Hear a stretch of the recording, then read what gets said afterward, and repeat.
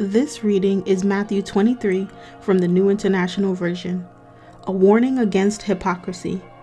Then Jesus said to the crowds and to his disciples, "The teachers of the law and the Pharisees sit in Moses' seat. So you must be careful to do everything they tell you, but do not do what they do, for they do not practice what they preach. They tie up heavy, cumbersome loads and put them on other people's shoulders, but they themselves are not willing to lift a finger to move them. Everything they do is done for people to see. They make their phylacteries wide and the tassels on their garments long. They love the place of honor at banquets and the most important seats in the synagogues. They love to be greeted with respect in the marketplaces and to be called rabbi by others. But you are not to be called rabbi, for you have one teacher, and you are all brothers. And do not call anyone on earth father, for you have one Father, and he is in heaven. Nor are you to be called instructors, for you have one instructor, the Messiah. The greatest among you will be your servant, for those who exalt themselves will be humbled, and those who humble themselves will be exalted." 7 woes on the teachers of the law and the Pharisees. Woe to you, teachers of the law and Pharisees, you hypocrites! You shut the door of the kingdom of heaven in people's faces. You yourselves do not enter, nor will you let those enter who are trying to. Woe to you, teachers of the law and Pharisees, you hypocrites! You travel over land and sea to win a single convert, and when you have succeeded, you make them twice as much a child of hell as you are. Woe to you, blind guides! You say, "If anyone swears by the temple, it means nothing, but anyone who swears by the gold of the temple is bound by that oath." You blind fools! Which is greater, the gold or the temple that makes the gold sacred? You also say, "If anyone swears by the altar, it means nothing, but anyone who swears by the gift on the altar is bound by that oath." You blind men! Which is greater, the gift or the altar that makes the gift sacred?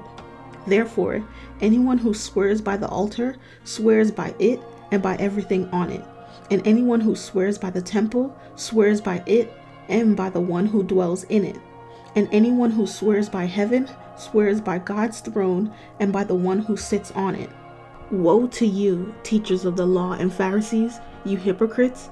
You give 1/10 of your spices, mint, dill, and cumin, but you have neglected the more important matters of the law, justice, mercy, and faithfulness. You should have practiced the latter without neglecting the former. You blind guides! You strain out a gnat, but swallow a camel. Woe to you, teachers of the law and Pharisees, you hypocrites! You clean the outside of the cup and dish, but inside they are full of greed and self-indulgence. Blind Pharisee, first clean the inside of the cup and dish, and then the outside also will be clean. Woe to you, teachers of the law and Pharisees, you hypocrites! You are like whitewashed tombs, which look beautiful on the outside, but on the inside are full of the bones of the dead and everything unclean. In the same way, on the outside you appear to people as righteous, but on the inside you are full of hypocrisy and wickedness. Woe to you, teachers of the law and Pharisees, you hypocrites! You build tombs for the prophets and decorate the graves of the righteous.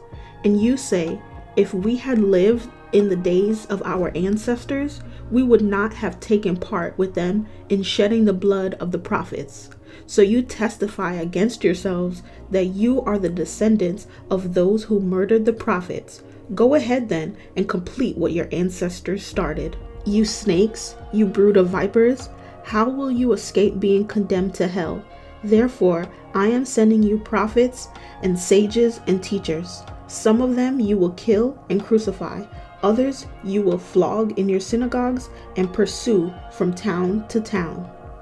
And so upon you will come all the righteous blood that has been shed on earth, from the blood of righteous Abel to the blood of Zechariah, son of Berechiah, whom you murdered between the temple and the altar.